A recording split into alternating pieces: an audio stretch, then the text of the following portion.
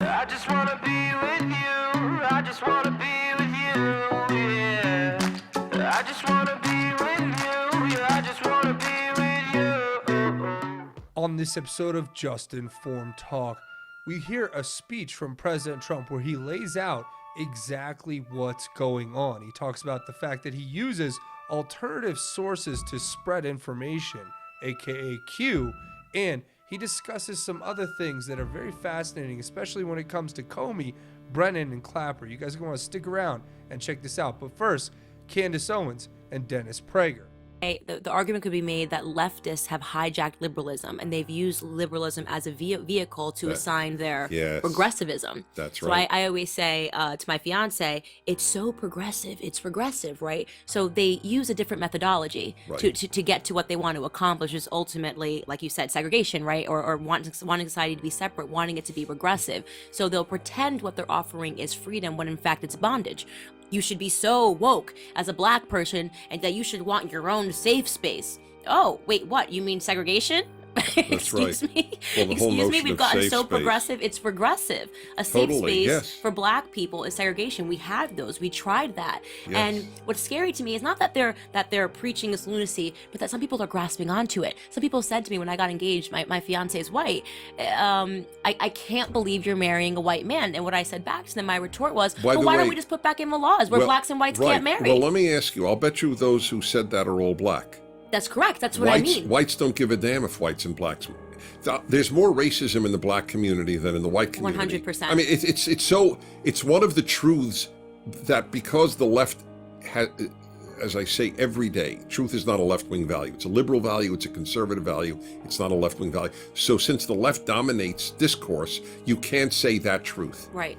But Kamala Harris, by the way, is married to a white man. You never see him. Did you No, notice that? Don Lemon. He's Don Lemon. Oh, Don Lemon's male. Yeah. Are they married? I don't know if they're married, but All right, but his it's a partner or white, whatever. yeah, and he talks about Oh, you racism don't- and the you don't threat s- of white men all the yes. time. Isn't that amazing? His partner's a white I know. male. I would like to ask him if whites are, if all, does your white partner or husband or whatever it is he a racist? Right.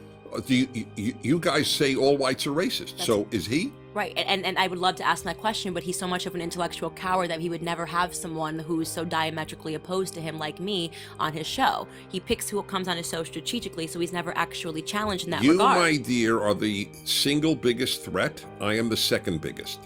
You are a conservative black. I am a conservative Jew. Right. But you are the biggest because if you can change 10% of the black vote, it is over for the Democrat. The Democrats rely on having blacks believe whites hate them. So it is in the interest of the left to teach the greatest lie. I've written about this as well. The biggest single lie that we know of in history was the medieval lie that Jews would kill Christian children and use their blood to bake matzah for Passover. It's called the blood libel. Massive number of Jews were expelled. All the Jews of England were expelled just for that lie. So it's called the blood libel. The second biggest libel, in my opinion, and I taught Jewish history at Brooklyn College, so I'm coming from a place of awareness of what this means. I believe the second biggest lie is that America is racist. I 110% agree with you. I call it the great hoax on Black America. That's why I wanted to go to Congress and testify against what they were trying to do, which is continue and perpetuate the hoax. Right around Right. election cycle, America's racist again. Right on time. It's like, are we about to vote again? Okay, what are we going to do? We're going to drum up the narratives of white supremacy. We're going to create these pockets of division, and we're going to make sure Right. this community is warm with this community. The left needs racial warfare to survive. They need it. They absolutely rely on That's it. correct. That's why I have this this understanding of the left that they bank on people being angry and unhappy. Correct. A happy black, you know what you call a happy black? A Republican. Right. You know what you call a happy Jew? A Republican. Right. You know what you call a happy Hispanic? A Republican. A happy woman? A Republican. The unhappier the individual, the more on the left they are. That's correct. And That I is a talk about given. that. I talk about that. And somehow, again, they sell it to you that they sell you your own misery in a weird way. They're literally selling salt to a slug. They will sell you your own misery and they dress it up as something that's progressive, like feminism. There is no feminism. It's extinct, okay? What we have today, there is equal rights between men and women. So what they've replaced it with is they use the same word, which is feminism, to sell women their own misery. You don't need a man. You don't need children. You should be acting like a man. And what happens? You end up like Kathy Griffin. Does she look happy to you? On your mark, get set. So where do I see 2 minutes? Where is there a timer? You don't get to see it. I see it behind you. Okay, fine. On your mark, get set, go. Well, hello world. I wasn't prepared for this, but here goes. I believe that there is a God who wants us to be good. That is the most animating thing in my life, more than any other thing, because if there isn't a God, it's all pointless. I'm not trying to convert any of you. I don't care what religion you are or no religion. That's a big deal. Because if we weren't created by a God, then it's all random, just random.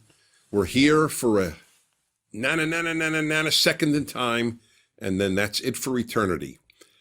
And there's no good and evil, and there's ultimately no meaning, and that's the chaos that's happening. There wasn't chaos like this when we had an America that took seriously the idea of a creator. Where are our rights from in the Declaration of Independence? Our rights are from, inalienable rights come from a creator. They can't come from the state. They can't come from people. Whatever comes from people, people can take away. But what comes from God can't be taken away. And here's something to tell your kids. If you're raising kids, you're much more interested in their self-control than their self-esteem. They'll be a much better human being if they know how to control themselves than if they think well of themselves. And by the way, if they can't control themselves, they will think well of themselves.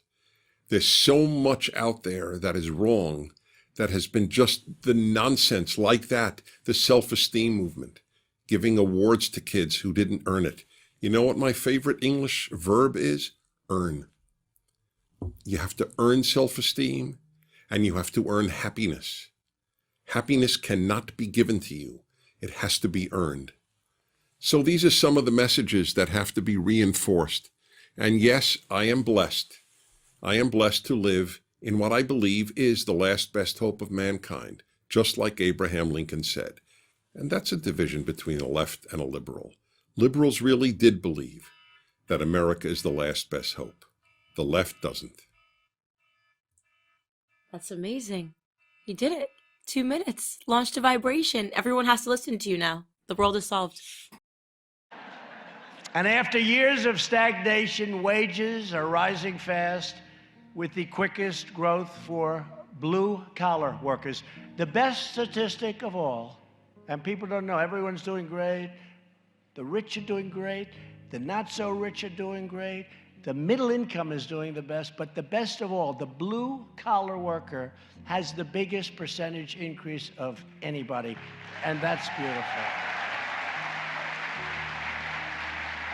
And these things didn't just happen by accident. They happened because we are taking out this power out of Washington, these bad people, and returning it to the American people where it belongs. Just think about Comey and these characters. Think about Comey and the gang. Drain the swamp. Drain the swamp. Comey, Brennan, Clapper, we're draining the swamp, folks. And you think it's easy? It's not easy. It's not easy, but we're doing it. We're getting rid of a lot of bad ones. State and local regulations can easily add $200,000 to the price of a single home. And it's no surprise that in California, and I don't want to single them out, but they have a train going up now. You know, this fast train, you heard about this disaster? I mean, you people know how to build on time, on budget, preferably ahead of time and under budget, right? This is a train that's not working out so well. It's a fast train, but not a bullet train, so it's not that fast. And it was going to go from San Francisco to Los Angeles, and then a thing called cost overruns happened. And many of you know about it. Well, it's in the thing today, because I said, we're not paying any more money for it. California's lost control. And it's an incredible thing. It's got to be a straight run. And they build a section and then they build another section way away, and then another section, and then they want to hook it up. It doesn't work. You can't hook it up. Can't. Doesn't hook. It's a little crooked. The train doesn't go good that way. So they say, let's rip the sucker down, we'll start all over again. This is like a catastrophe. Like hundreds of millions over budget, totally out of control. And we told them we're not gonna do it. I mean, it's been under construction forever. So think of this. It was going from San Francisco to Los Angeles. Now, the price had to be very, very high. Much more expensive than Southwest Airlines, which goes in 1/3 the time. So I say, wait a minute, what are they doing? You got an airline that goes from San Francisco to Los Angeles, much faster, and it's at less money. So how does this work? And again, it's not that really fast train, it's just a fast train. Meaning it's slow, meaning it's obsolete, right? You know, it's obsolete before. If you're going to do it, you do the bullet train. You do the really fast deal. So it's obsolete before they start. But they had a way of doing it. They were going to show me the governor, a nice guy, nice young guy. Talking about forests. Clean up your forests. You won't have forest fires. Clean them up. He blames it on global warming. I said, no, try cleaning the floor of the forest a little bit so you don't have 4 feet of leaves and broken trees that have sit there for 25 years. Try cleaning the floor of the forest. You won't have forest fires. And I got killed for that. It's called forest management. I got killed for that. And then about 3 weeks later, they announced I was right. Because I was out there last year, and what I saw was so horrific with some of the fires. So many people killed. The fire was, you talk about bullets, the fire was like a bullet. So on the train, they have a solution. The solution was, we'll make it shorter. So instead of going from San Francisco to Los Angeles, beautiful, right in the middle, they cut all of that out. And now you go from this tiny little town to another tiny little town for billions of dollars. And they think they can do it for just billions of dollars more than the original projection. These people are crazy. So I told the great Elaine Chao, Secretary of Transportation, doing a fantastic job. I said, Elaine, it's over for them. This has been going on for many years, long before I got there. I would have told them, I would have said, listen, if an airplane's much faster, what are we doing? No, what are we doing? And I also would have done the super modern thing, and we would have had it built on time, and we would have had it built on budget, and it just didn't work out that way. It's a mess, and we're not paying any more money into that one. That's a disaster if you've ever seen it. Make it shorter. How do you like that, John? Is that a good idea? Cut the big cities out, a little too much, too expensive. Let's make it like real short. You have 3 people on it a day. Nearly 2 decades ago, politicians in Washington placed China into the WTO, the World Trade Organization, one of the great catastrophes in the history of our country as far as trade is concerned. Between that and NAFTA, you had 2 real beauties. Allowing it to largely do whatever they want to do to the American marketplace. During that time, we lost nearly 1 in 4 manufacturing jobs and racked up trillions and trillions of dollars in trade deficits. But those days are now over, folks. And we're taking action. And you see what's happening. I don't have to talk about it, but it's expensive for them, and it's going to have to be. It's going to have to be. We actually had a deal, and they broke it, okay? I mean, I'm used to that. I've done it many times myself. But we had a deal, and they broke it. But I try and do it a little bit nicer. Ben, I try and take the lumps out, you know? Try and nice and easy. Just let's have dinner, let's talk about it. I want to retrade you. Let's talk about it.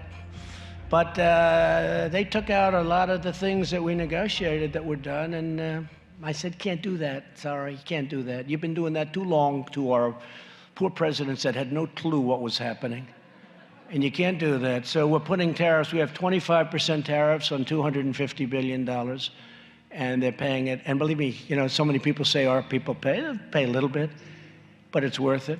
It's really worth it. But, you know, China subsidizes these big plants, so it's not really coming, and they keep the price the same, and they subsidize it. And also, you take a look at what's happening. If we build here, there are no tariffs. You know, people don't realize that. If we build here, you know, right now you become dependent on buying things from outside. If we put a little factory or whatever to make whatever product they're buying, and a lot of people are now looking at it. And the other alternative, you buy from another country where they're not tariffed, where they're treating us more fairly and we don't tariff them. So it's hundreds of billions of dollars. And out of that, we're going to give a portion of it to our farmers, because these are great patriots. These are people that don't want anything. They just want a fair playing surface. And our farmers are going to do really well. I mean, they're doing well, but they're going to do really well. Between that and the USMCA, our farmers are going to be very happy very shortly. But you're talking about maybe $15 billion to our farmers out of $125 billion. And they're really, you have to understand, they've taken the brunt, because China, to negotiate with us, said, well, we're not going to buy any of your farm products. So I called Sonny Perdue, our great Secretary of Agriculture, and I said, Sonny,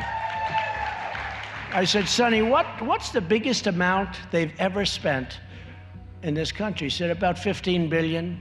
People could say 18, 19, but basically 15 billion. I said, so let's take 15 billion, set it aside out of the 100 or 125 billion, whatever it may be. And what we'll do is the farmers will sell at a lower price because of competition. And what we do is we make up the difference. We have a little bit of a difference, we make up the difference. So they do great, we do incredibly great, but you have to understand, they use the farmer because the farmers were all for Trump. And the farms, what people don't realize, you go back 18 years, the farms have been going like this, been going steady. It's not just, you know, I'm here 2.5 years, but you can go back 18 years and you see what's happened. Hasn't worked out. NAFTA's been bad for the farmers. A lot of people don't realize it. They get stuck on it out of habit. But we're taking care of our farmers and everybody's happy about it. I've never heard a complaint, literally. But these are patriots. I watched some people on television today, because some of them don't even know what I just told you. They said, yeah, we're hurting, but I know that China is doing terrible things to us for many, many years, and we want our president to fix it. And this is the only president that's had the courage or the guts to fix it, and we're behind our president all the way. That's the farmers say that. It's the farmers.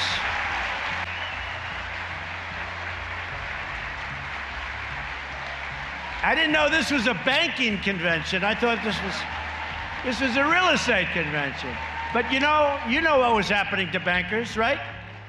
John, I mean, you know what was happening to bankers. The bankers are being crushed and they were being threatened.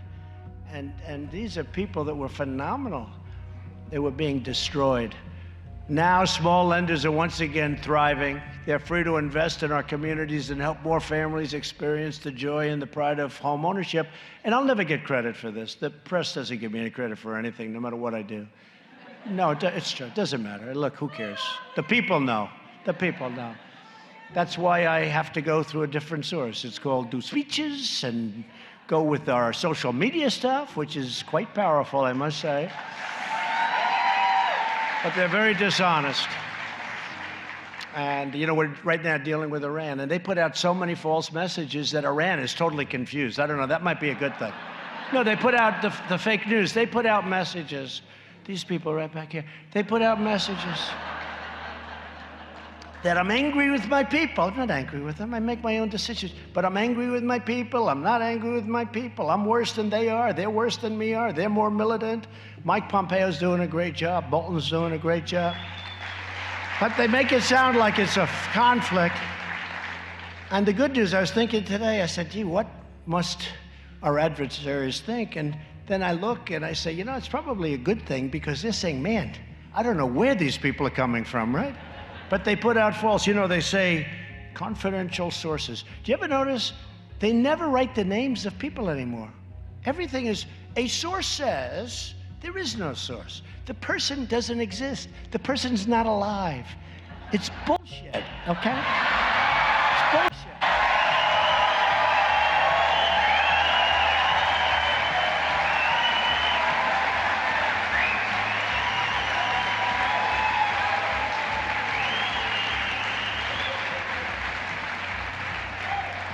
Three people who were at that meeting, meeting of like 7, 3 people have confirmed that this happened and that happened. There were no 3 people. They make it up. These are bad people. These are people. That's why I came up with the term, fake news. It's a good term. I've had better, but that's a good term. Fake news. It's a hoax.